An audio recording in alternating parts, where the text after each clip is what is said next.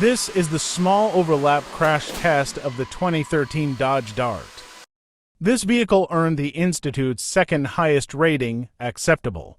As you see, structure holds up reasonably well enough to keep occupants safe. In this view, we can see that the vehicle slides off the barrier to absorb the energy so the dummy doesn't hit the airbag as hard. Look how the dummy doesn't hit the airbag as hard because the energy was absorbed. And also side curtain airbag saves the dummy from any more injury to the head. As you see in this view, the steering wheel moves a little toward the right, which impacted its final score also.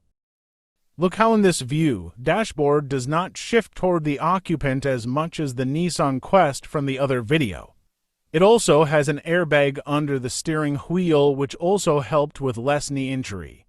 Institute says, aside from the intruded door frame when the door hinges were sheared off in the second test shown, the dummy's position in relation to the steering wheel and instrument panel after the crash test indicates that the driver's survival space was maintained reasonably well. The frontal and side curtain airbags worked reasonably well together to protect the head from injury in the crash test.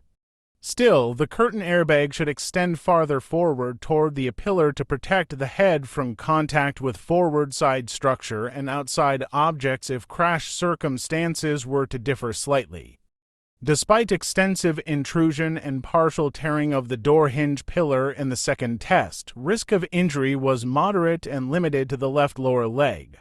The hinge pillar intruded far less in the first test, and risk of injuries to the legs and feet was low. Averaged together, injury risk remained low. This is the moderate overlap crash test of the Dodge Dart. It earned the Institute's highest rating, good. Institution says the dummy's position in relation to the steering wheel and instrument panel after the crash test indicates that the driver's survival space was maintained very well. Intrusion into the driver's space was minimal and all leg and foot injury measures were low. Now, this is the side crash of the Dodge Dart. The Dodge Dart side crash earned the Institute's highest rating, good. Injuries were low in this test also. This was the final result of the side crash. Finally, this is the roof strength test of the Dart. It earned the Institute's highest rating, good. It withstood a peak force of 16,554 pounds. The roof at least did way better than the Quest, which is a way bigger vehicle than this.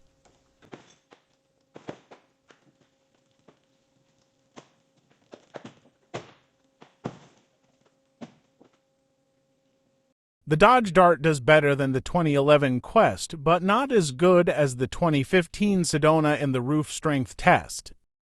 Overall, I recommend you should buy this as your first car if you are a young teenager wanting to drive. It is a safe small vehicle and also earns a top safety pick plus. I hope you enjoyed. Comment down below which crash review I should do next. Stay safe.